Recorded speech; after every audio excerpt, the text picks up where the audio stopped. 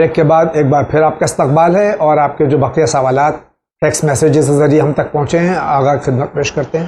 آئیے دیکھتے ہیں سب سے پہلا سوال کہاں سے. السلام علیکم. علیکم السلام.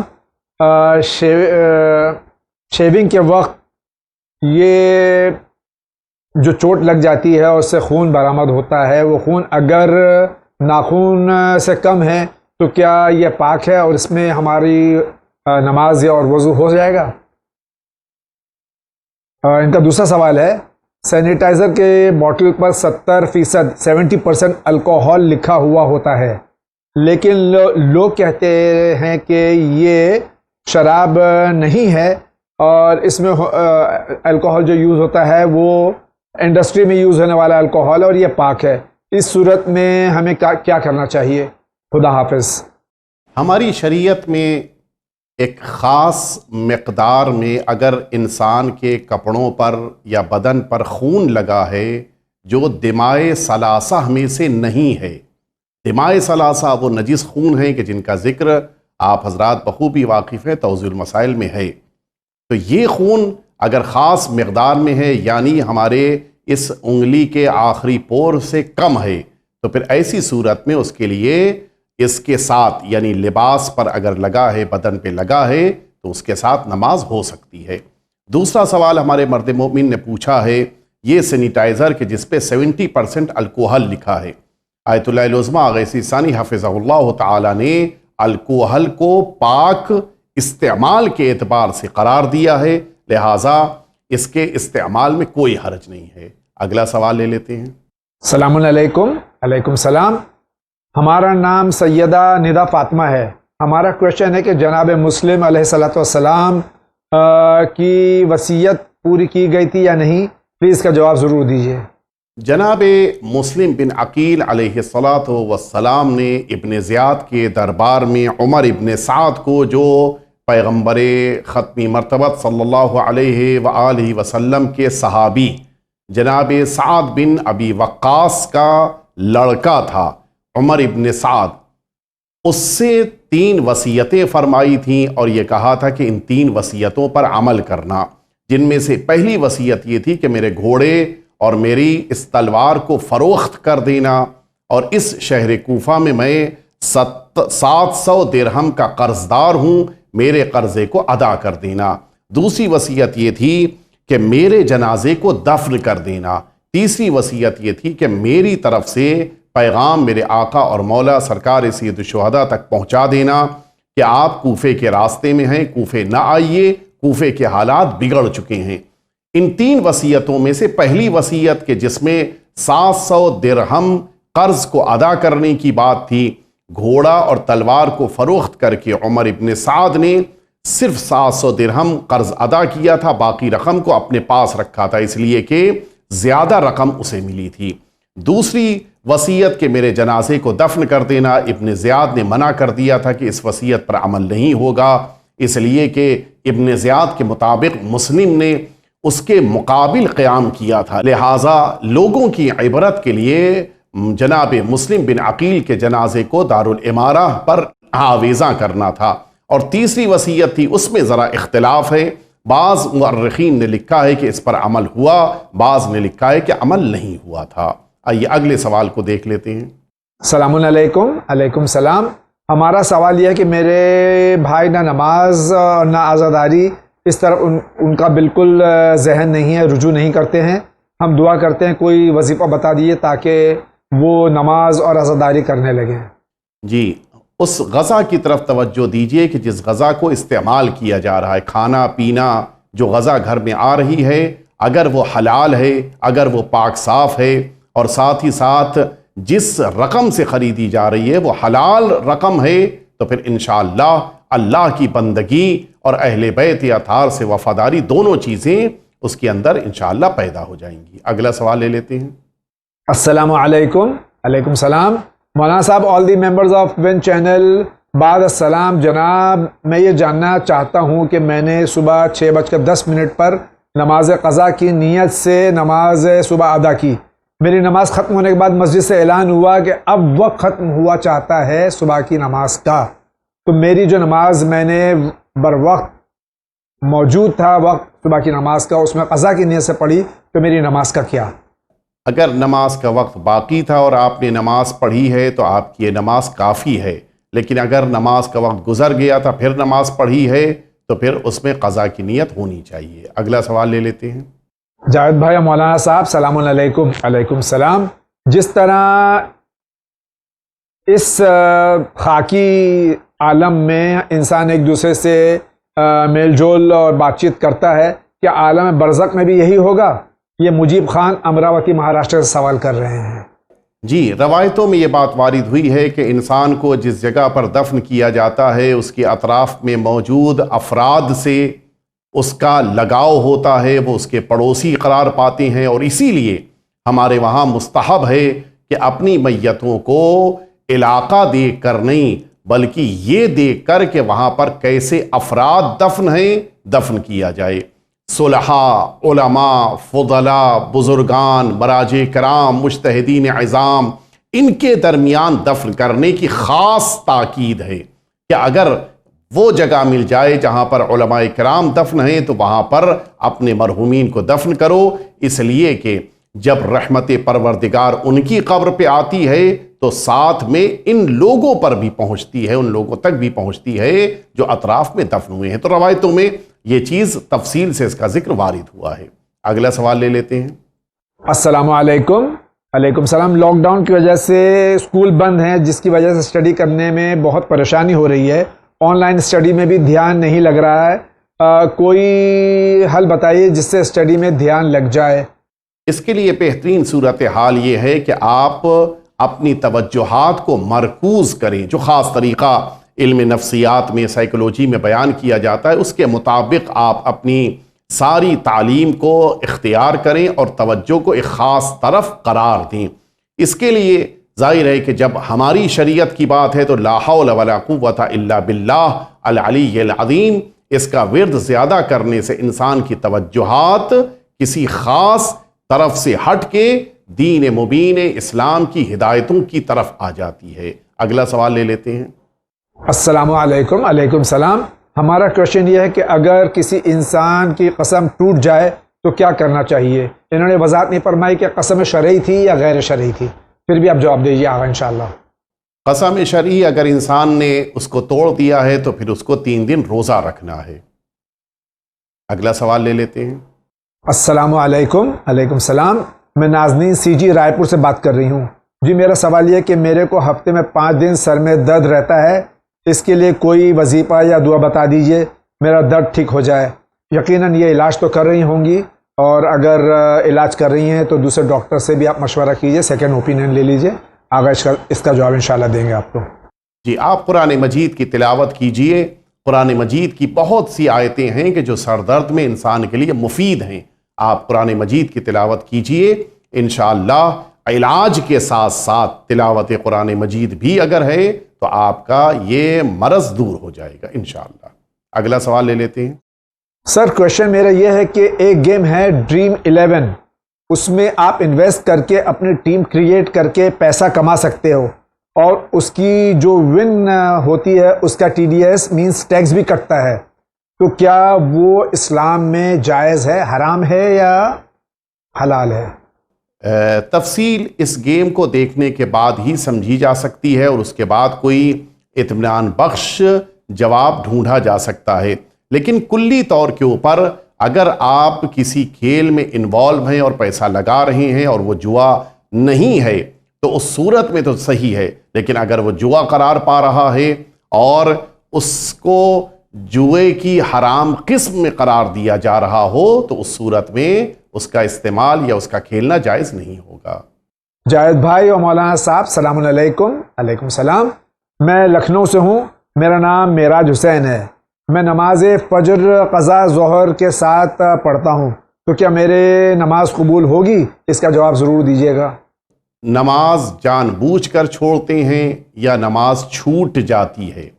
اگر نماز چھوٹ رہی ہے تو پھر آپ اہتمام کریں کہ آپ نماز کے موقع پر آنکھ کھل جائے، اٹھیں، نماز پڑھیں اور پھر اس کے بعد اپنے بقیہ امور کو انجام دیں۔ لیکن اگر جان بوجھ کر چھوڑ رہے ہیں تو پھر آپ کو اللہ کی بارگاہ میں توبہ اور استغفار کرنا ہے تاکہ پروردگار آپ کو دوبارہ اپنی بندگی کی بارگاہ میں قبول کر سکے۔ السلام علیکم۔ علیکم السلام۔ میرا سوال یہ ہے، جب ہمارے مرجع نے یہ کہا تھا کہ کووڈ میں اپنی گورنمنٹ کا ساتھ دو اور گورنمنٹ جو بولے وہ کرو، بٹ ہمارے ملک میں بہت جگہ ایسا نہیں ہوا، جیسے کہ ایک مقام ہے، ایک شہر ہے جہاں پر دیکھا اور ہم نے سوشل ڈسٹینس کے کچھ جگہ ہم نے یہ بھی دیکھا کہ وہاں اس کو سوشل ڈسٹینس بھی نہیں رکھا گیا اور اپنے مرجع کی بات نہیں مانی۔ کیا یہ ہم نے جو عمل کیا ہے یہ قابل قبول ہے؟ دیکھیں، ہمارے برادر نے یہ سوال پوچھا ہے، ہمیں کسی کے عمل کے قبول ہونے یا قبول نہ ہونے کے بارے میں فیصلہ کرنے کا حق اللہ نے نہیں دیا ہے۔ میری جہاں تک اپنی ذمہ داری ہے اس کے مطابق ہمیں توجہ دینی ہے، کس نے کس مرجع کے کہنے کے مطابق کیا عمل انجام دیا ہے یہ مجھ سے متعلق نہیں ہے۔ کسی شہر میں اگر کسی مرجع کی اجازت کی بنا پر کوئی عمل انجام پا رہا ہے تو یہ میری ذمہ داری نہیں ہے کہ میں اس کے اوپر کوئی آبجیکشن لگاؤں یا کوشچن مارک لگاؤں۔ مجھے کیا کرنا ہے؟ مجھے اپنے مرجع تقلید سے دریافت کر کے اس کے مطابق زندگی گزارنی ہے تاکہ ہم اپنی زندگی کو اس خطرناک دور میں نہ صرف یہ کہ مشکلات اور سختیوں اور وبا سے بچا سکیں بلکہ اس مشکل دور میں اپنے عقیدے کی سلامتی کے ساتھ زندگی گزار سکیں۔ اگلے سوال کی طرف آگے بڑھتے ہیں۔ السلام علیکم۔ علیکم السلام۔ ایک میرا لڑکا ہے، اس کی طبیعت خراب ہوئی ہے، ہم نے بہت دوا کی لیکن کوئی فائدہ نہیں ہوا، ترنت کھانسنے لگتا ہے اور منہ سے کھانا واپس نکل جاتا ہے اور غصے میں آتا ہے تو کسی کے بس میں نہیں آتا۔ بہت پریشان ہو گئی ہوں، اس کا کوئی علاج بتا دیجئے، کوئی دعا یا وظیفہ بتا دیجئے۔ بچے کی عمر انہوں نے ذکر نہیں کی، ہو سکتا ہے کہ گود میں بچہ ہو، چھوٹا بچہ ہو۔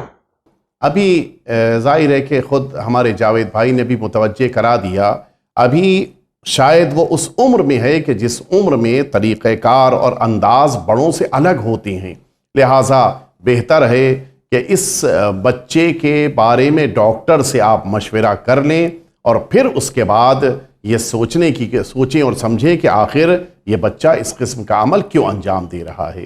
آئیے اگلے سوال کی طرف آگے بڑھیں۔ السلام علیکم۔ علیکم السلام۔ میں آفرین رضوی الہ آباد یو پی سے۔ میرا سوال یہ ہے کہ ہم لوگ وقت کے امام کے لیے روز صدقہ نکالتے ہیں تو اس صدقے کا صحیح مستحق کون ہو سکتا ہے؟ یہ پیسہ ہم لوگ اپنے اوپر نہیں خرچ کرتے ہیں۔ میرے سوال کا جواب ضرور دیجیے گا۔ یہ جو آخری امام صلوات اللہ وسلامہ علیہ کے لیے صدقہ نکالا جاتا ہے، اس صدقے کا صحیح استعمال یہ ہے کہ ان جگہوں پر خرچ کیا جائے جن جگہوں کے اوپر حضرت کی رضایت اور خوشنودی ہے۔ اس کے لیے بہترین طریقہ ہے کہ جو مؤمنین اور مؤمنات مشکلات میں ہیں، ان مؤمنین اور مؤمنات کی مشکلات کو حل کرنے کے لیے اس رقم کو خرچ کیا جائے۔ جو غریب ہیں، جو نادار ہیں، جو مفلس ہیں، ان کے لیے اس رقم کو خرچ کیا جائے۔ سوال ہے کہ آپ الفاظ با الفاظ سمجھاتے ہو یا ہوا من ہو، اس کا خلاصہ بتائیے۔ یہ یا ہو کا تو سمجھ میں آیا، یہ من کیا ہے؟ عربی زبان میں من جو کے لیے استعمال کرتے ہیں۔ اگر کوئی مسافر 200 کلومیٹر کا سفر کر کے اپنے وطن صبح سے رات میں واپس پہنچ جائے تو وہ قضا نماز پوری 4 رکعت ادا کرے یا صرف 2 رکعت یعنی قصر جب اپنے واپس پہنچ چکا ہے؟ ہمارے برادر نے یہ نہیں بتایا کہ ظہر اور عصر کی نماز کے لیے سوال پوچھ رہے ہیں یا رات میں پہنچنے کے بعد عشاء کی نماز جو 4 رکعت ہے اس کے لیے پوچھ رہے ہیں۔ جہاں تک دوپہر کی نماز ظہر اور دوپہر کی نماز عصر سے متعلق بات ہے، اگر یہ پورا وقت سفر میں گزرا ہے اور اس دوران انہوں نے ظہر اور عصر کی نماز نہیں پڑھی ہے تو اب اپنے وطن پہنچنے کے بعد ظہر اور عصر کی نماز کو قصر کی شکل میں 2 رکعت پڑھیں گے، اس لیے کہ پورا وقت اول ظہر سے لے کر آخر عصر تک انہوں نے سفر میں گزارا، لہٰذا نماز کو قصر پڑھیں گے قضا کی شکل میں۔ جہاں تک نماز عشاء کی 4 رکعت کی بات ہے، چونکہ یہ اپنے وطن رات میں پہنچ چکے ہیں اور نماز عشاء کا وقت باقی ہے، لہٰذا نماز عشاء کو مکمل طور پہ 4 رکعت کے طور پہ ان کو انجام دینا ہے، پڑھنا ہے۔ اگلا سوال لے لیتے ہیں۔ میرا نام محمد حسن ہے، میں کامٹی مہاراشٹر سے ہوں۔ میرا سوال یہ ہے کہ میں جب نماز پڑھتا ہوں تو عجیب عجیب خیالات آتے ہیں، تو اس کے لیے کیا کرنا چاہیے؟ اور پلیز جب یہ سوال کا جواب آئے تو مجھے بتا دیجیے گا ضرور۔ آ رہا ہے ابھی، آپ دیکھ لیجیے پلیز۔ جواب کب ملے گا؟ چینل ون سے میں ایکٹیو نہیں رہتا، اگر آپ ایکٹیو نہیں رہتے تو یوٹیوب پہ چلے جائیے گا، انشاءاللہ یہ اس پہ اپلوڈ ہو جاتا ہے، آپ یوٹیوب بھی دیکھ سکتے ہیں، آپ کے سوال کا جواب آپ کو مل جائے گا۔ نماز میں عجیب عجیب خیالات آتے ہیں، اس کا بہترین حل یہ ہے کہ نماز سے پہلے لا حول ولا قوت الا باللہ پڑھیں، اور نماز میں ایک ایک حرف جو آپ پڑھتے جا رہے ہیں پوری توجہ کے ساتھ اتنی تیزی سے پڑھتے ہوئے آگے نہ جائیے کہ آپ متوجہ نہ ہو پائیں، بلکہ آرام آرام سے ان آیتوں کو، ان لفظوں کو آپ ایک بار پہلے سے ترجمہ دیکھ لیجئے۔ جب قرآن مجید یا ان سوروں کا ترجمہ آپ پہلے سے دیکھ چکے ہوں گے تو جب آپ آیتیں پڑھ رہے ہوں تو آپ کے ذہن میں اس کا ترجمہ آتا جائے گا۔ جب ترجمہ آتا جائے گا تو خود بخود آپ کا ذہن بے قابو اور بے لگام ہو کر کہیں اور نہیں جائے گا، انہی آیتوں پر رکا رہے گا انشاءاللہ۔ آئیے اگلا سوال لے لیتے ہیں۔ السلام علیکم جاوید انکل اینڈ مولانا۔ علیکم السلام۔ I am Alina Zaidi. I want to ask a question from Maulana. My question is that مولا عباس علیہ الصلوۃ والسلام شادی شدہ تھے کیا، اور ان کی زوجہ اور بچے کون تھے، اور کربلا میں وہ ساتھ تھے یا نہیں؟ پلیز آنسر ضرور دیجیے گا۔ ابھی وائس میسج کے موقع کے اوپر آپ کی خدمت میں جناب سرکار ابوالفضل عباس علیہ السلام کی زوجہ اور ان کے بچوں کا نام پیش کیا گیا ہے۔ آگے اگلا سوال لے لیتے ہیں۔ السلام علیکم۔ علیکم السلام۔ سر مجھے لوگوں کے سامنے جانے میں بہت گھبراہٹ ہوتی ہے، ایسی کوئی دعا یا وظیفہ بتا دی جس سے گھبراہٹ دور ہو جائے۔ ہمارے برادر کی یہ پرابلم سائیکولوجیکل پرابلم ہے، لہٰذا کسی سائیکریٹسٹ یا سائیکولوجسٹ سے آپ ملاقات کر لیں، اور اس کے لیے بہت سارے طریقے ہیں۔ سرکار امیر المؤمنین حضرت علی ابن ابی طالب علیہ الصلاۃ والسلام کا یہ جملہ ہے کہ جس چیز سے ڈر محسوس ہو اس میں کود پڑو، اس کی طرف آگے بڑھو، اس کے لیے کوششیں کرو۔ نتیجے میں اگر آپ کوشش کریں گے آپ کا یہ ڈر، آپ کا یہ خوف آپ کے دل سے نکل جائے گا انشاءاللہ، اور آپ بے دھڑک ہو کر لوگوں کے بیچ جا سکیں گے۔ اگلا سوال لے لیتے ہیں۔ السلام علیکم۔ علیکم السلام۔ ممبئی ڈونگری سے سیف الدین ہوٹل والا۔ میرا سوال یہ ہے کہ محرم میں اپنے مرحومین کی فاتحہ کا کھانا کر سکتے ہیں یا نہیں؟ محرم کا مہینہ جو پہلی تاریخ سے شروع ہوتا ہے 30 محرم پر مکمل ہوتا ہے، اس مہینے میں اپنے مرحومین کے ایصال ثواب کے لیے یا اپنے مرحومین کے فاتحہ کے لیے کھانا کھلانا نہ صرف یہ کہ صحیح ہے بلکہ اچھا کام ہے۔ اگلا سوال لے لیتے ہیں۔ میرا سوال یہ ہے کہ آپ سے کہ میری شادی ہوئی 5 سال ہو گئے، میری شادی بہت مجبوری میں ہوئی بیکاز میری ماں کا انتقال ہو گیا تھا، تو میری دوسری ماں مجھ سے چڑتی تھی اور انہوں نے میری شادی کر دی۔ جب سے میری شادی ہوئی ہے تب سے پریشان ہوں۔ میرے سسرال میرے ماموں ہی کے گھر میں ہے، یعنی میرے حقیقی ماموں میرے سسر ہیں، وہ لوگ میرے لیے انہوں نے کبھی کچھ نہیں کیا اور میرے پاپا کے سامنے دکھاوا کرتے ہیں۔ آج 5 سال ہو گئے میری شادی کو، نہ کوئی اولاد ہے اور نہ کوئی میرے رشتہ تھا، پہلے رشتہ تھا بیکاز میرے شوہر نے نہیں کرنے دیا، پتہ نہیں کیا انہوں نے لکھا یہ، اور 2 سال ہوئے شادی کو تو ہم سے بولنے لگے تمہارا کہیں افیئر ہے، میرے اوپر جھوٹا الزام لگانے لگے جو میرے والد کو بھی بتا دیا گیا، جس وجہ سے میرے والد مجھے اچھا نہیں سمجھتے ہیں، میرے کیریکٹر کو خراب کر دیا، میرا دل ٹوٹ گیا ہے اور ہم اپنے والد کے گھر رہنے آ گئے ہیں۔ آج 3 سال ہو گئے، میرے والد میرا سارا خرچہ اٹھا رہے ہیں، میری بیماری کا بھی۔ میرے شوہر کچھ نہیں کرتے، جب میرے سسرال میں کسی کی شادی ہوتی ہے تب مجھے بلایا جاتا ہے، نہیں تو نہیں بلاتے۔ کوئی سسرال سے بات کرتا ہے اور اگر ہم ان لوگوں سے کہتے ہیں تو کچھ لوگ جیسے کہ الگ رہنے کو اس رشتے سے تو پریشان کرتے ہیں۔ ہم کو میرے والد بہت پریشان رہتے ہیں بیکاز وہ میرے سگے ماموں جو کہ میری ماں کی بھی نہیں سوچتے وغیرہ وغیرہ، یہ ان کا پرابلم ہے۔ اس کا کیا جواب ہے آغاز ضرور دیجیے گا۔ یہ فیملی میٹر ہے اور ظاہر ہے کہ اس بچی نے اپنی شکایت بھیجی ہے، لیکن سب وہی بات کہ جو گھر میں ہوا وہ تو نہیں بیان کیا گیا ہے۔ شاید ہو سکتا ہے کہ کچھ باتیں شوہر کی طرف سے ہوں، کچھ باتیں زوجہ کی طرف سے ہوں، لہٰذا اس فیملی میٹر کو آپ اپنے علاقے کے عالم دین کے پاس لے کر جائیں، آپ اور آپ کے شوہر دونوں بیٹھیں، اپنی اپنی شکایتیں بیان کریں، انشاءاللہ کوئی بہتر رائے حل ڈھونڈ کر وہ عالم دین رہنمائی فرمائیں گے، اور پھر اسلام کی رہنمائی میں اپنے گھر میں آپ زندگی گزاریں، ایک اچھی زندگی پروردگار قرار دے گا انشاءاللہ۔ اگلے سوال کی طرف آگے بڑھتے ہیں۔ السلام علیکم۔ علیکم السلام۔ میرا سوال یہ ہے کہ روز عاشوراء میں جو عصر کا وقت فاقہ کھولا جاتا ہے تو کیا وہ صحیح ہے؟ کیونکہ عصر کے وقت ہی شہادت امام حسین علیہ الصلوۃ والسلام ہوئی تھی۔ ہمارے علماء نے یہی روش بیان کی ہے، اور اسی کے مطابق ہم لوگ روز عاشوراء عصر کے موقع پر فاقہ شکنی کرتے ہیں۔ آئیے اگلا سوال لے لیتے ہیں۔ السلام علیکم۔ علیکم السلام۔ میں محمد اظہر بول رہا ہوں دہلی سے۔ میرا سوال یہ کہ ہمارے پڑوس میں ہے، وہ پریشان کرتی ہیں اور ہم اپنا گھر بیچ کر جانا چاہتے ہیں، کوئی دعا بتا دیجیے تاکہ ہمارا گھر بک جائے۔ آپ انا اعطینا کل کوثر اس سورے کو زیادہ زیادہ پڑھیے، انشاءاللہ پروردگار آپ کی اس مشکل کو آسان فرمائے گا۔ اگلا سوال لے لیتے ہیں۔ السلام علیکم۔ علیکم السلام۔ میرا نام عمران علی ہے، بنگلورو سے بول رہا ہوں۔ میرا اندرونی کیفیت بدل گئی ہے۔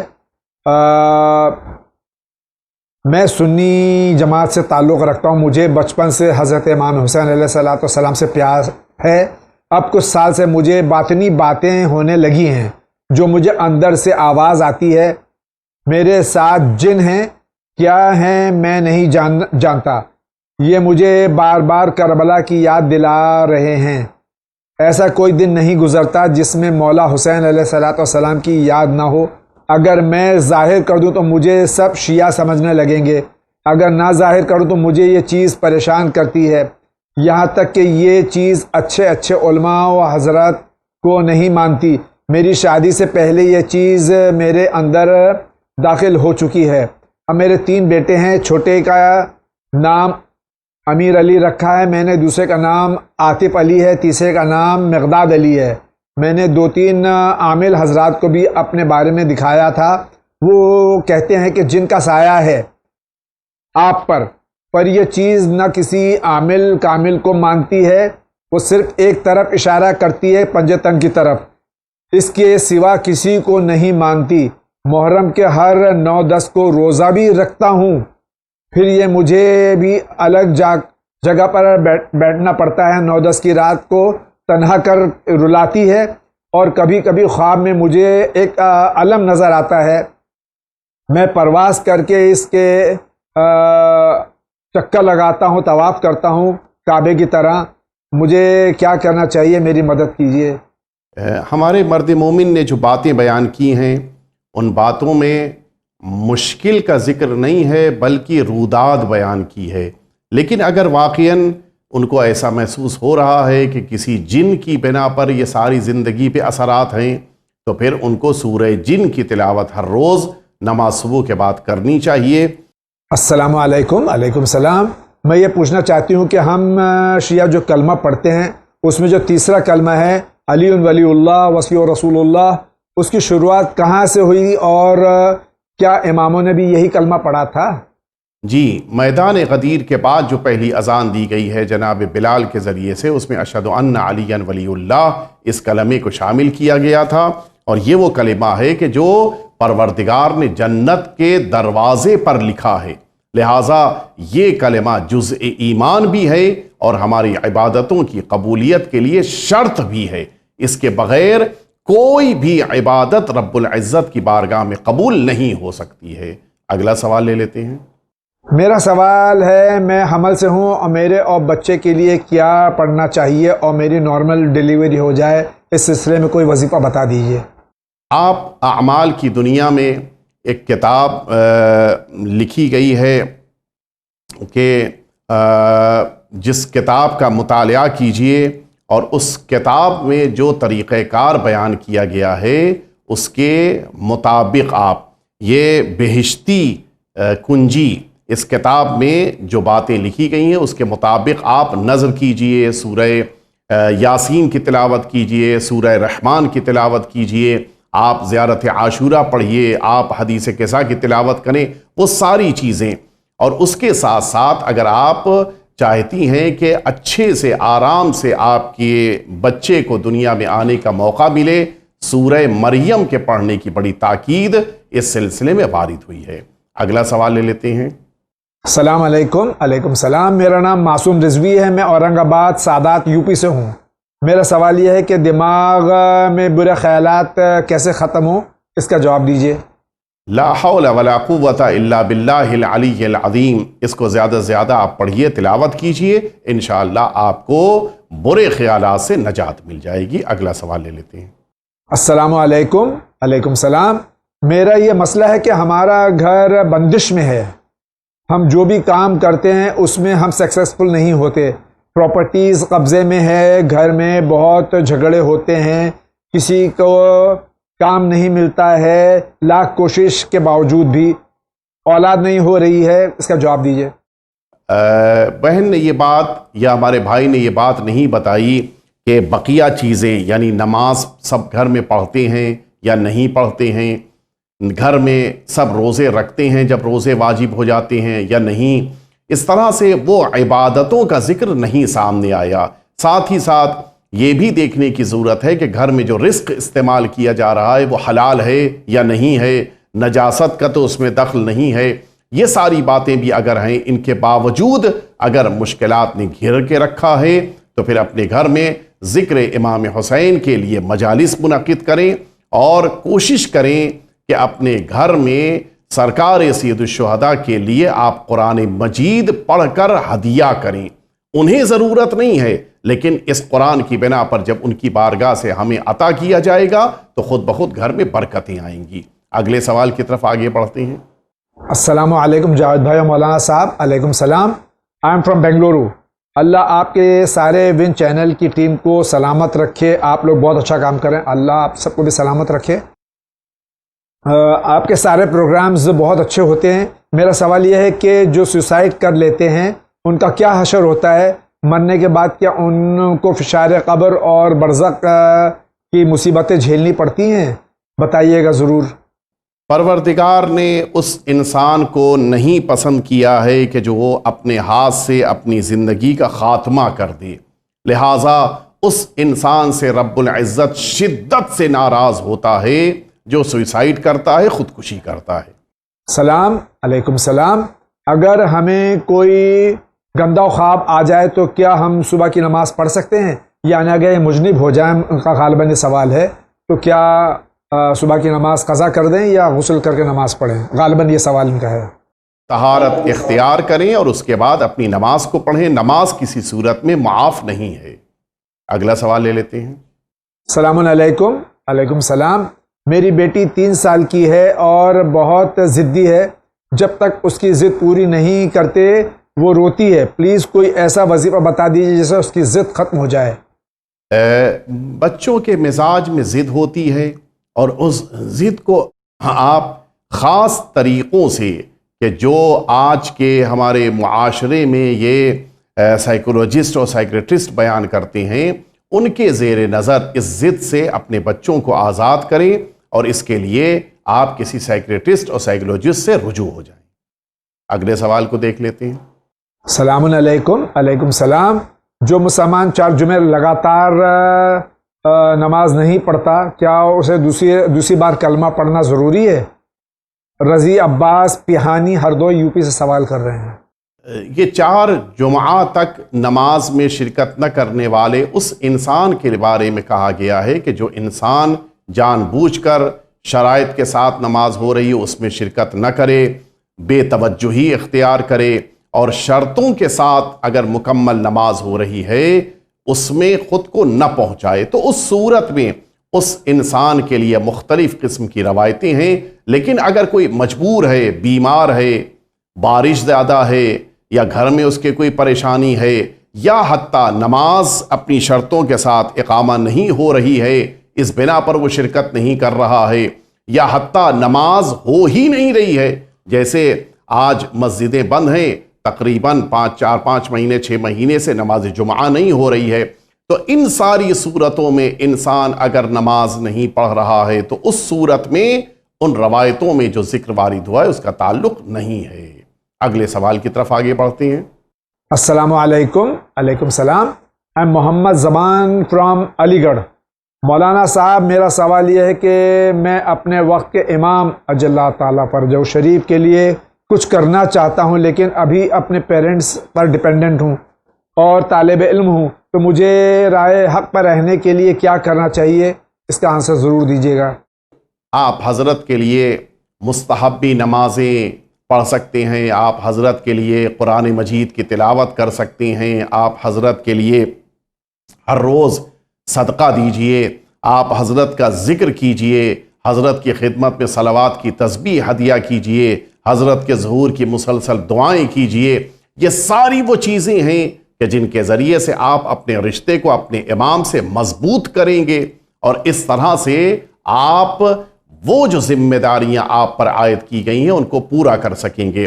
آپ نے ذکر کیا کہ میں طالب علم ہوں، میں عرض کروں کہ مکیال المکارم اس کتاب کی آپ تلاوت ضرور کیجئے۔ اس کتاب میں مفصل طور پر لکھا ہے کہ غیبت کے دور میں ہماری کیا ذمہ داریاں ہیں، ہمیں کیا کرنا ہے۔ وہ ذمہ داریاں کہ جو مال سے متعلق ہیں، آپ اپنے پیروں پہ نہیں کھڑے ہیں، ان کو انجام نہ دیجئے، لیکن بقیہ ذمہ داریاں، ذکر ہے، صلوات ہے، قرآن مجید کی تلاوت ہے، نیابت میں ان کے نمازیں پڑھنا ہے، مستحبی نمازیں، ان کی نیابت میں سارے مستحبی کام، یہ ساری چیزیں آپ ضرور اختیار کیجئے تاکہ حضرت سے آپ کا رشتہ اور مضبوط ہوتا جائے۔ اگلے سوال کی طرف آگے بڑھیں ہم۔ السلام علیکم۔ علیکم السلام۔ میرے سسرال میں میرے ساتھ جٹھانی میرے میاں کو میرے خلاف بھڑکاتی رہتی ہیں، میرے طلاق کروانا چاہتے ہیں، کوئی دعا بتا دیجیے تاکہ دشمنوں کے شر سے محفوظ رہوں، میرا گھر آباد رہے۔ آپ اپنے شوہر سے بات کیجئے، آپس میں افہام و تفہیم ہونا چاہیے۔ آپ اس ذریعے سے، گفتگو کے ذریعے سے سارے مسائل کو حل کرنے کی کوشش کریں۔ اگر پھر بھی مشکل حل نہ ہو رہی ہو، کسی بزرگ عالم دین کو درمیان میں قرار دیں اور پھر اپنی اس مشکل کا حل اس بزرگ عالم دین سے دریافت کیجئے۔ آئیے اگلے سوال کے وہ سنتے ہیں۔ السلام علیکم۔ علیکم السلام۔ میرا سوال یہ ہے کہ ہم کھانے کی ٹیبل پر ہوتے ہیں اور دماغ آفس میں ہوتا ہے، ہم آفس میں ہوتے ہیں اور دماغ گھر میں ہوتا ہے، ہم نماز پڑھ رہے ہوتے ہیں لیکن دماغ کچھ اور سوچ رہا ہوتا ہے۔ میرا کویشچن یہ ہے کہ جہاں ہم فزیکلی موجود ہوتے ہیں وہاں ہمارا دماغ موجود نہیں رہتا۔ جس طرح مولا علی علیہ السلام نماز پڑھتے تھے تو پوری توجہ خشوع و خضوع کے ساتھ بارگاہ رب العزت میں ہوتی تھی، اور ان کے پیر سے تیر بھی نکال لیا جاتا تھا تو انہیں پتہ نہیں چلتا تھا۔ تو ہم کس طرح سے اپنے خیالات پر قابو پائیں اور اپنے نفس پر قابو پائیں تاکہ ہم نماز میں خشوع و خضوع حاصل کر سکیں؟ علم اخلاق کی کتابوں میں بہت سے ایسے وظیفے، بہت سی ایسی دعائیں، بہت سے ایسے اعمال ملیں گے کہ جن کے ذریعے سے انسان اپنی توجہات کو ذات پروردگار کی طرف مرکوز کر سکتا ہے۔ آپ معراج السعادہ جیسی کتابیں پڑھیے، انشاءاللہ آپ کو رائے حل مل جائے گا۔ اگلے سوال کی طرف آگے بڑھتے ہیں۔ السلام علیکم مولانا صاحب۔ علیکم السلام۔ ہمارا نام عفت رضوی ہے اور ہم افریقہ میں رہتے ہیں۔ ہمارا سوال یہ ہے کہ نماز شب میں 8 رکعت پڑھنی ہوتی ہے، تو کیا ہر 2 رکعت سے پہلے ہمیں نیت کیا کرنی چاہیے؟ آگے یہ بتا دیجیے کہ نماز شب کتنی رکعت، یہ بھی بتا دیجیے گا مکمل طور سے انشاءاللہ۔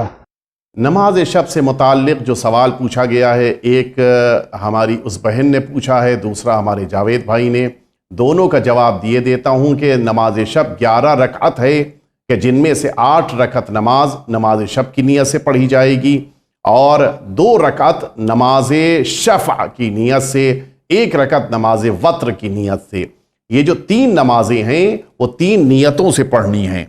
اس طرح سے ہمیں اپنی نماز شب میں 3 نیت کرنی ہے، لیکن ایک اور راستہ ہے کہ ہم چاہیں تو ہر 2 رکعت کے بعد جب نماز شب پڑھ رہے ہیں 8 رکعتی نماز میں، تو ہر 2 رکعت کے بعد دوبارہ نیت کر کے بھی ہم نماز پڑھ سکتے ہیں۔ اس طرح سے جو 8 رکعت نماز ہے اس کے لیے 1 نیت بھی شروع میں کافی ہو سکتی ہے۔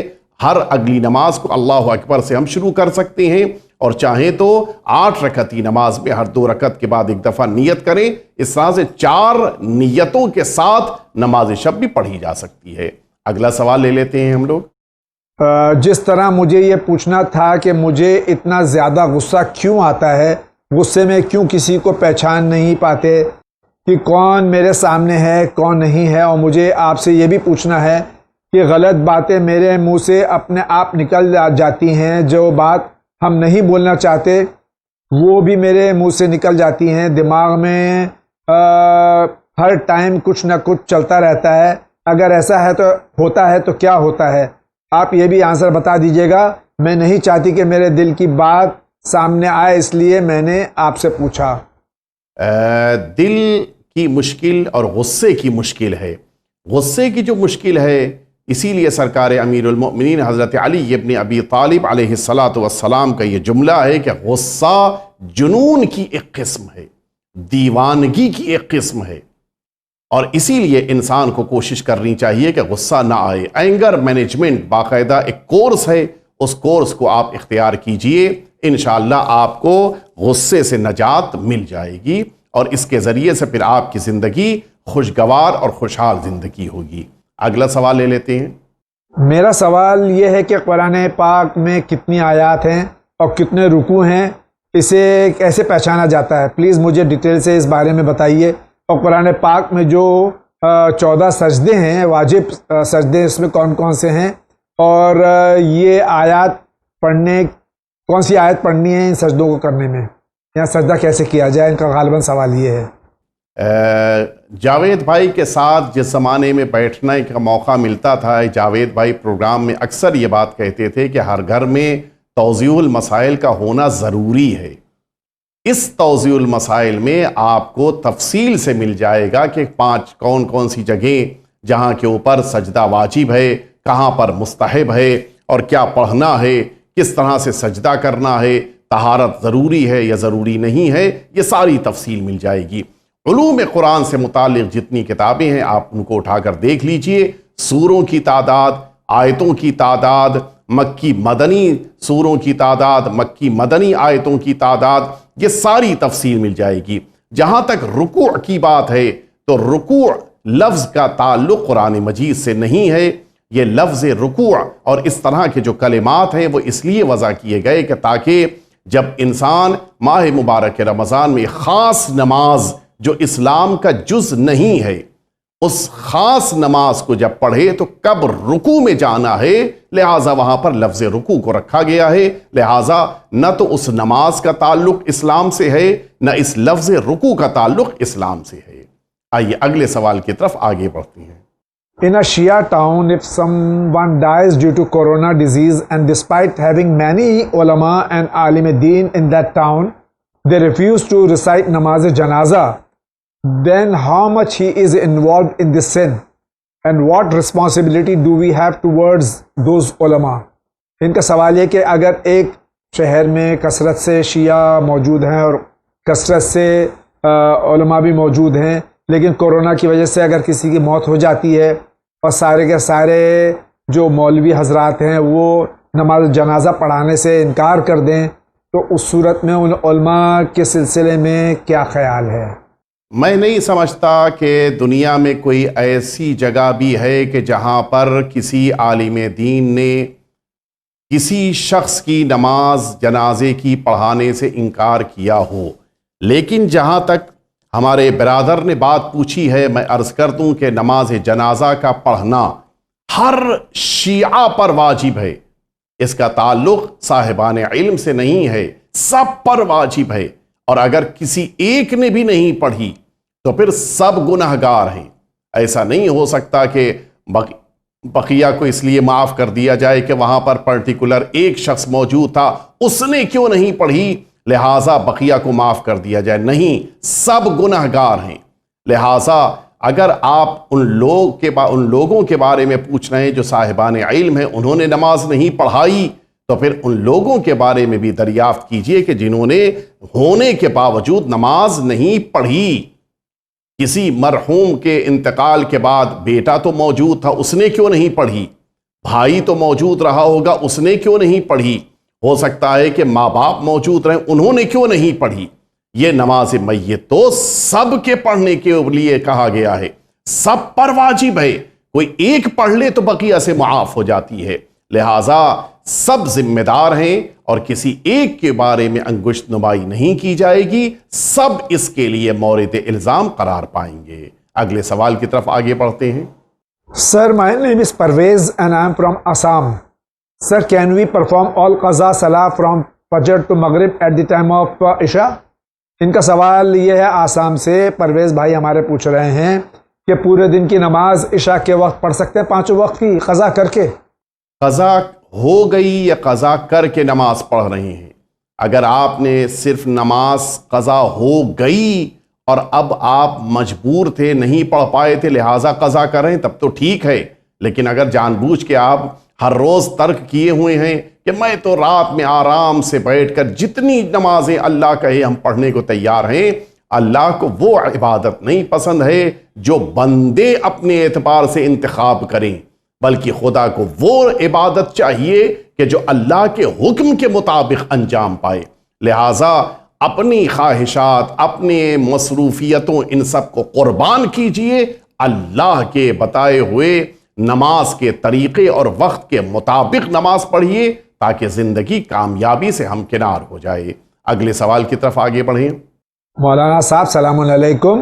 علیکم السلام۔ آمدنی، روزگار اور رزق بڑھانے کے لیے کیا کرنا چاہیے؟ اگر دکان یا کاروبار ہے تو اس جگہ پر بھی برکت ہو، اس سلسلے میں کوئی دعا بتا دیجئے۔ نذیر لکھنؤ سے سوال کر رہے ہیں۔ نمازیں اگر آپ وقت کے اوپر پڑھ رہے ہیں، آپ ذکر اہل بیت اطہار کی مجلسیں کر رہے ہیں اور ساتھ ہی ساتھ آپ صدقہ بھی دے رہے ہیں اور کسی کا حق آپ نے نہیں روک رکھا ہے، یہ ساری باتیں ہونے کے ساتھ آپ اپنی اس تجارت کی جگہ پر حدیث قصہ کی تلاوت کیجئے۔ حدیث قصہ کی برکت سے پروردگار رزق فراوان عطا کرتا ہے انشاءاللہ۔ السلام علیکم۔ علیکم السلام۔ ہم لکھنؤ سے بول رہے ہیں۔ میرا سوال ہے، ہمارے پیر میں تکلیف ہے، ہم نماز بیٹھ کر پڑھتے ہیں، کیا ہماری نماز صحیح ہے؟ اگر مجبوری ہے اور آپ نہیں کھڑے ہو کے نماز پڑھ سکتے ہیں تو ایسی صورت میں آپ کے لیے وہی بیٹھ کر نماز آپ کی ذمہ داری ہے، لیکن اگر آپ کھڑے ہو سکتے ہیں تو اس صورت میں جتنی دیر تک آپ کھڑے ہو سکتے ہیں اتنی دیر تک کھڑے ہو کے نماز آپ کو پڑھنی ہے۔ جب آپ نہیں کھڑے ہو پائیں تو بیٹھنا ہے، کم از کم اللہ اکبر جب تکبیرۃ الاحرام کہنے کے لیے آپ ہاتھ اٹھاتے ہیں اس موقع پر کھڑے ہونا آپ کے لیے اگر ممکن ہے تو ضروری ہے۔ اس مقدار میں اگر آپ کھڑے ہو سکتے ہیں تو کھڑے ہو کے اللہ اکبر کہیں اور پھر جب مجبور ہو جائیں تو بیٹھ جائیں اور پھر نماز کو بیٹھ کر پڑھیں۔ اگر یہ آپ اس شرعی ذمہ داری کے مطابق نماز پڑھ رہے ہیں تو پھر پروردگار چونکہ یہی ذمہ داری ہے لہٰذا نماز کو انشاءاللہ قبول فرمائے گا۔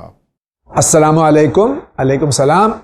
میرا سوال ہے کہ جیسے کہ ہم اپنے مرحومین کے ایصال ثواب کے لیے بعد مجلس سورہ فاتحہ پڑھتے ہیں، تو کیا ایسے 72 شہداء کربلا کے لیے بھی سورہ فاتحہ پڑھنا صحیح ہے؟ کیونکہ یہاں کے کچھ عورتوں کا کہنا ہے کہ اپنے مرحومین کے لیے آپ بہت سورہ فاتحہ پڑھتے ہیں، تو کیا امام کے لیے نہیں پڑھ سکتے ہو؟ کیا یہ صحیح ہے؟ کیونکہ میرا ماننا ہے کہ امام ہمارے سورہ فاتحہ کے محتاج نہیں ہیں۔ پلیز اس کا جواب ضرور دیجیے گا۔ دیکھیں، ہر زبان کی اپنی نزاکت ہوتی ہے اور ان کلمات کو کہ جو اس زبان میں استعمال کیے جاتے ہوں ان الفاظ کی رعایت کرنا بڑا ضروری ہوتا ہے، بڑا اہم ہوتا ہے۔ اردو زبان میں سورہ فاتحہ لفظ یا خود فاتحہ لفظ یہ الگ تقریباً، جبکہ عمل کے اعتبار سے دونوں چیزیں ایک ہیں۔ فاتحہ اور نذر یہ دونوں عمل کے اعتبار سے ایک جیسے ہیں۔ فاتحہ میں بھی سورہ الحمد پڑھا جاتا ہے اور نذر کے موقع پر بھی سورہ الحمد پڑھا جاتا ہے، لیکن کلمات الگ الگ ہیں۔ ان الگ الگ کلمات کو الگ الگ موقعوں پر استعمال کیا جاتا ہے۔ ان مقدس اور محترم شخصیتوں کی بارگاہ میں جب کچھ ہدیہ کر رہے ہوں تو نذر کہا جاتا ہے، جب عام مرحومین کے لیے کچھ ہدیہ کر رہے ہوں تو پھر سورہ فاتحہ کہا جاتا ہے۔ تو لفظوں میں نزاکت ہے، لہٰذا مفہوم ایک ہونے کے باوجود الگ الگ جگہوں پر استعمال کرنا چاہیے اور اس کی رعایت کرنا بہتر ہے. لیکن اگر کسی علاقے میں کسی جگہ پر لفظ فاتحہ کی جگہ نذر اور نذر کی جگہ فاتحہ یا دونوں کلمات کو عام طور پہ استعمال کیا جاتا ہو تو پھر وہاں پر کوئی مشکل نہیں ہے. توہین کا سبب تب بنے گا کہ جب کسی علاقے میں اس لفظ کو کسی معنی میں استعمال کیا جائے، ہم دوسرے معنی میں استعمال کر رہے ہوں. اس کی رعایت کرنا انسان کے لیے بہتر ہے. اگلا سوال لے لیتے ہیں. حضرت، مجھے نماز شب کے پڑھنے کا صحیح مقرر ٹائم کیا ہوتا ہے؟ کوئی بولتا ہے فجر سے پہلے پڑھ لو، کوئی بولتا ہے رات 12 بجے کے بعد کبھی بھی پڑھ سکتے ہیں. میں لکھنؤ سے، میرا نام سید شاہ عالم ہے. نماز شب کے لیے تفصیلی گفتگو اس ون ٹی وی کے اوپر مسلسل آ چکی ہے. نماز شب کا سب سے سادہ طریقہ یہی ہے کہ انسان 11 رکعت نماز کو پڑھنے کے لیے آمادہ ہو، تیار ہو، مصلی پہ وضو کر کے آئے، قبلہ رخ کھڑے ہو کر 8 رکعت نماز صبح کی طرح سے 2 رکعت کر کے یہ نماز شب کی نیت سے بجا لائے، اور اس کے بعد 2 رکعت اور نماز پڑھے کہ جس کی نیت نماز شفع کی کرے گا. اس نماز میں اور نماز صبح میں کوئی فرق نہیں ہے، بس ایک فرق ہے کہ نماز صبح میں دوسری رکعت میں رکوع سے پہلے قنوت ہے، اس نماز شفع میں قنوت نہیں ہے. اور پھر اس نماز کو مکمل کر لینے کے بعد 1 رکعت کھڑے ہو کر نماز وتر کو پڑھنا ہے.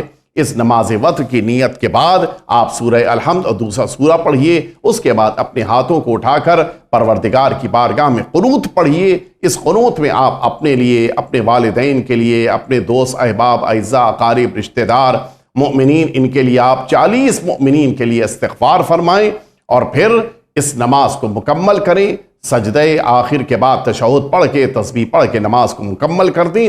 یہ 11 رکعت نماز جو آپ پڑھ رہے ہیں، یہ نماز صبح سے پہلے آپ مثلاً یہ 11 رکعت نماز 20 منٹ میں پڑھتے ہیں تو یہ 20 منٹ پہلے سے نماز شب کا وقت آ گیا. آپ نماز صبح سے 20 منٹ پہلے اٹھیے، اس نماز صبح کے پہلے اس نماز شب کو پڑھ لیجئے. لیکن اگر آپ نہیں اٹھ پائیں تو پھر آپ کو اجازت ہے کہ نماز شب کو نصف شب کے بعد آپ پڑھ لیں.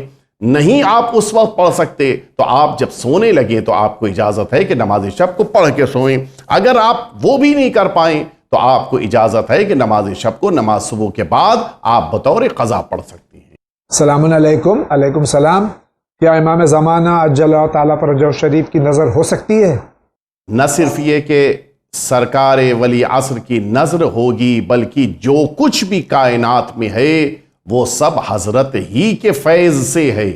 وَبِيُمْنِهِ خُلِقَ الْوَرَى، تو جتنی چیزیں کائنات میں ہیں وہ وَبِيُمْنِهِ رُزِقَ الْوَرَى، آپ کے وجود بابرکت کی بنا پہ ساری کائنات کو رزق مل رہا ہے. تو جب آپ کی برکتوں سے یہ سب کچھ سب کو مل رہا ہے تو اس میں سے کچھ حصہ بطور نذر مولا کی خدمت میں پیش کر دینا نہ صرف یہ کہ صحیح ہے بلکہ سب سے اچھا اور پیارا عمل ہے. السلام علیکم. علیکم السلام. جناب، میں مجلس میں تبرک میں برتن بانٹتی ہوں، تقسیم کرتی ہوں میں، اور کیا یہ صحیح ہے؟ مجلس میں تبرک کے طور پر انسانی ضرورت سے متعلق جتنی چیزیں ہیں ان کے تقسیم کرنے میں کوئی مشکل نہیں ہے. بس یہ خیال رہے کہ تبرک ہے، لہٰذا اس کی لوگ توہین نہ کر رہے ہوں. ایسی چیزیں کہ جن کا احترام رہے ان کے تقسیم کرنے میں کوئی مشکل نہیں ہے. السلام علیکم. علیکم السلام. میری ہونے والی بیوی نہ سن سکتی ہے اور نہ بول سکتی ہے اور نہ پڑھ سکتی ہے. میرا سوال ہے کہ شادی کے بعد وہ غسل جنابت کیسے کرے گی؟ پلیز میرا نام کوئی ٹی وی پہ نہ لیں اور جواب ضرور دیں. خدا حافظ. اور ہو سکے تو واٹس ایپ پر بھی جواب دیجیے. واٹس ایپ پہ ہم جواب نہیں دیتے ہیں، آپ اسی پہ سن لیجیے، اور اگر آپ نہیں سن سکیں گے تو یوٹیوب پہ یہ ریکارڈ ہو جائے گا، اپلوڈ ہو جائے گا، آپ وہاں پر بھی دیکھ سکتے ہیں اپنا جواب. آپ نے بیان فرمایا کہ آپ کی زوجہ سن نہیں سکتی، آپ کی زوجہ بول نہیں سکتی اور آپ کی زوجہ پڑھ نہیں سکتی ہے، لیکن ایک چیز باقی بچ رہی ہے، وہ ہے آنکھ کے ذریعے سے دیکھنا. تو آپ کی زوجہ کم از کم آپ کے بتائے ہوئے طریقہ کار کو دیکھ کر اس کے مطابق کر سکتی ہے. آپ اس کو طریقہ کار عمل کے طور پہ سمجھا دیجئے اور وہ اس کو دیکھ کر اسی کے مطابق پھر عمل کرنے لگے گی انشاءاللہ. السلام علیکم. علیکم السلام. Please don't take my name. If I give, یہ ان کا کہنا یہ کہ انہوں نے 3 طلاق اپنی بیوی کو دے دی ہیں 20 مارچ 2020 کو. اب انہوں نے یہ نہیں بتایا کہ کس طرح سے طلاق دی، شرعی طلاق دی یا ایک بار میں 3 طلاق دی ہیں. اور ان کا کہنا یہ کہ انہوں نے اپنی بیوی سے اس بارے میں اطلاع نہیں دی ہے کیونکہ بیوی ان کے پاس نہیں تھی اور لاک ڈاؤن کی وجہ سے وہ اپنے گھر پہ تھیں اور 2 سال ہو گئے ان کو علیحدگی ہو کے. تو کیا ان کی طلاق صحیح ہے؟ جی، انہوں نے اپنی زوجہ کو طلاق دیا لیکن اس کو انفارم نہیں کر پائے، اور اب یہ سوال ہے کہ کیا اتنے دنوں تک وہ گھر پہ رہ لی تو طلاق کی جو عدت ہے وہ پوری ہو گئی یا پوری نہیں ہوئی؟ نہیں، طلاق کی عدت کے لیے اس کو انفارم کرنا ضروری ہے اور پھر وہ اس انفارمیشن کے بعد عدت کا وقت گزارے، یہ ضروری ہے. ایک جملے کا اضافہ کرنا چاہوں گا کہ یہ جو 3 طلاق کی بات ہمارے برادر نے کہی ہے، اگر یہ 3 طلاقیں الگ الگ وقتوں میں بیچ میں جب کہ رجوع یا نکاح رہا ہو تب تو 3 طلاق کہلائے گا، ورنہ اگر ایک ہی دفعہ بیٹھ کر انہوں نے 3 طلاق دے دی ہے تو یہ 3 طلاق نہیں ہے. دوسری بات، اگر انہوں نے طلاق شرعی طور پر دی ہے تب تو بات ہے کہ عدت ہے یا نہیں ہے، لیکن اگر انہوں نے صرف زبانی طور پہ کہہ دیا کہ میں نے طلاق دے دیا، یہ کافی نہیں ہے. طلاق کے لیے خاص صیغے ہیں، خاص حالتیں ہیں، خاص شرائط ہیں. ان شرطوں کے ساتھ جب طلاق دی جائے تب عدت کے لیے زوجہ کو پھر وقت گزارنا ہوتا ہے. وہ گفتگو صحیح طلاق کے بعد شروع ہوتی ہے. اگلا سوال لے لیتے ہیں ہم لوگ. کیا ماتم کرنے کے بعد ہم زیارت پڑھتے ہیں تو اس کا امام باڑے کی طرف منہ کر کے پڑھنا صحیح ہے یا قبلہ رخ ہونا ضروری ہے؟ اور امام باڑہ دوسرے رخ پہ ہے اور قبلہ دوسرے رخ پہ، تو صحیح طریقہ کیا ہے؟ زیارت کے موقع پر نہ امام باڑے کی طرف رخ کرنا ہے نہ قبلے کی طرف رخ کرنا ہے، بلکہ زیارت سرکار سید الشہداء امام حسین صلوات اللہ وسلامہ علیہ کے موقع پر انسان کا چہرہ اور رخ سرزمین کربلا اور امام حسین کی بارگاہ کی طرف ہونا چاہیے. میں آخر کلام میں اپنے ناظرین اور سامعین کی خدمت میں التماس کرنا چاہوں گا کہ چونکہ اب ہمارے سوالات جو آپ کی طرف سے فون کے ذریعے سے ریکارڈ کیے جاتے تھے، اب وہ سسٹم نہیں ہے، اور اب آپ کو اپنے سوالات واٹس ایپ پر میسج کو آپ ریکارڈ کیجئے اور واٹس ایپ کے اوپر میسج بھیج دیجئے. وائس میسج کی شکل میں اپنے سوالات کو آپ واٹس ایپ پر بھیجیں تاکہ ان سوالات کو اس پروگرام میں شامل کیا جا سکے اور علماء کرام اس کے جواب دے سکیں. پروردگار عالم اس سفر المظفر کے مہینے میں آج امام کی ولادت کی مناسبت سے ہم سب اللہ رب العزت کی بارگاہ میں دعا کر رہے ہیں کہ پروردگار 7ویں امام کی ولادت کے موقع پر تجھ سے ہم آرزو مند ہیں کہ خدارا اس سفر کے مہینے میں ہم سب کو اہل بیت اطہار کے عزاداروں میں شمار فرما. پروردگار ہم سب سے ہماری عزاداری کو بناء احسن قبول فرما. پروردگار 40 قریب ہے، چہلم کا موقع قریب ہے، وہ دن کہ جس دن سرکار سید الشہداء کی زیارت کو شیعوں کی علامت قرار دیا گیا ہے. پروردگار تمام مؤمنین اور مؤمنات کو یہ سعادت عطا فرما. ساتھ ہی ساتھ اس روئے زمین پر جہاں جہاں بھی امام حسین صلوات اللہ وسلامہ علیہ کے عزادار موجود ہیں، خاص طور سے بروز 40 پروردگار ان تمام عزاداروں کی جان مال عزت آبرو کی حفاظت فرما. ہم سب کو دین مبین اہل بیت اطہار کے خدمت گزاروں میں شمار فرما. وصلی اللہ علی سیدنا محمد وآلہ الطیبین الطاہرین. آج کے اس ایپیسوڈ کا وقت ختم ہو جاتا ہے اس دعا کے ساتھ کہ پوری دنیا سے خصوصاً تمام موالیان اہل بیت علیہ الصلوۃ والسلام دنیا کے گوش و کنار میں جہاں بھی موجود ہوں، اللہ تعالیٰ ان سب کی حفاظت فرمائے، جان مال عزت ناموس کی، اور ہم سب کو سید الشہداء علیہ الصلوۃ والسلام کے عزاداروں میں شمار فرمائے. انشاءاللہ زندگی رہی تو پھر ملاقات ہوگی، تب تک کے لیے اجازت دیجیے. وآخر دعوانا ان الحمد للہ رب العالمین.